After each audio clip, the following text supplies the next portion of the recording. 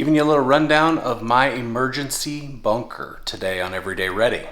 This is a tornado shelter that we had put in our garage when we built this garage onto our property. Our house is built on a slab. It has no basement, and there's only one small interior room that doesn't have any windows. And so we thought, this will be good. These cost about $6,000 to $7,000. It's made for 6 people to kind of sit in there for maybe a maximum of 24 hours. It's not a long-term facility. That little swirly that kind of looks like cutouts there, like a tornado or a fan or something, that's your air vents. There's one there, and there's one down at the other end as well.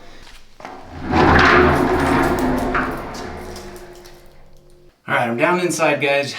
You're gonna get an echo because it's a giant metal box. Hopefully it's not too bad. I'll try to adjust it for you. I'm gonna go ahead and close this door. It's gonna be loud, just fair warning.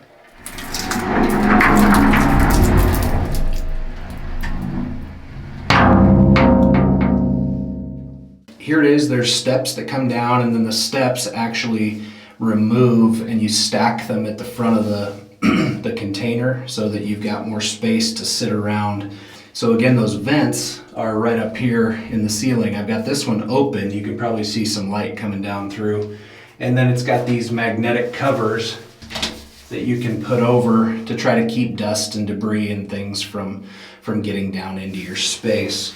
Okay, so the light that you're seeing in here right now is actually coming from a couple of light sticks that I use for filming videos. I've turned them red because, you know, the whole bug out, end of the world, underground shelter, red lights to keep your night vision just is the cool thing to do, of course.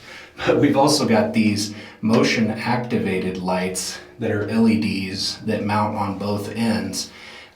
They last forever on the set of batteries. I'm just gonna kind of show you by holding it up in the camera. It's too tight a space for me to actually take the camera and show you things. So down here on the floor, I've actually got a big jug of water, you know, one of these kinds of jugs of water for a backup water source. And then I've got small bottles, 6 of them, because there's me, my wife, and 4 kids. So everybody's got a bottle. We'll refill off the big one if we need to. So that's water source taken care of. Again, our plan is that we would be in here no longer than 24 hours. So keep that in mind. We've also got a little battery operated rechargeable fan and light combo. So again, another source of light. And because we're gonna have 6 people in here, I think it's gonna get kind of warm. So the little fan can be turned on, and if you can hear that or not, but actually that feels pretty great right about now. It's already a little sticky in here, but I thought that's going to be really handy to have if it gets hot down in here. The bucket here that I put the waters into, I also have a black trash bag and toilet paper, because if we're stuck down here for 24 hours, somebody's gonna have to go to the bathroom, and obviously you don't want to do that on the floor. Sorry to be so vulgar, but it's just is what it is. You got to talk about it, right? So we've got toilet paper, black trash bag, which will go in the bucket. We can use the bucket. Wouldn't smell nice in here, but we're about staying alive at this point, right? All right, now onto the bucket of goodies. I've got some bags in here, and of course I'll try to get some B-roll for you of all of these things, but in this plastic sack, I've got a notebook and 6 pencils. I've got a backup LED flashlight, just a tiny one, like a little lantern almost, and extra batteries for that, and the other battery operated items that I have are all in this bag. A small knife, just in case pencils need to be sharpened or holes need to be poked through those vents. So that's that bag. The idea behind the notebook and the pencils, I guess I should say, is just another form of entertainment. We might want to have the kids write or journal about their experience down here, or my wife and I might want to do the same, that sort of thing. I do have a radio here. Let's see if it picks up in the box. It should. Channel mode. Temperature was 71 degrees. And in Jefferson, the city, it was mostly sunny and the temperature was 73 degrees. So as you can see, I have to stick the antenna up through the vent holes in order to get signal.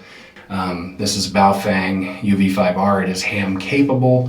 My oldest son has his ham license, and so we would be able to communicate that way in theory. So that's a good thing to have in here. I've got some hand sanitizer, you know, gotta have that if you're going to the bathroom down here or eating any kind of food after being dirty, whatever. In this small pouch, this is kind of the morale pouch. I've got a Phase 10 card game. I've got a box full of dice with some dice game instructions. I've got a standard deck of cards. You know, you're gonna be down here for 24 hours. It's gonna be miserable.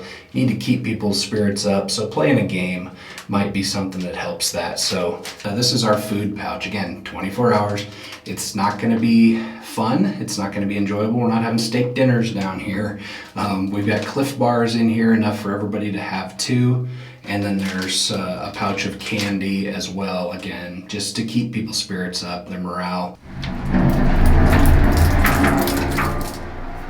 So again, it's not the ideal scenario. Hopefully you realize that, but out here in the country, house built on a slab, we really didn't have any other options.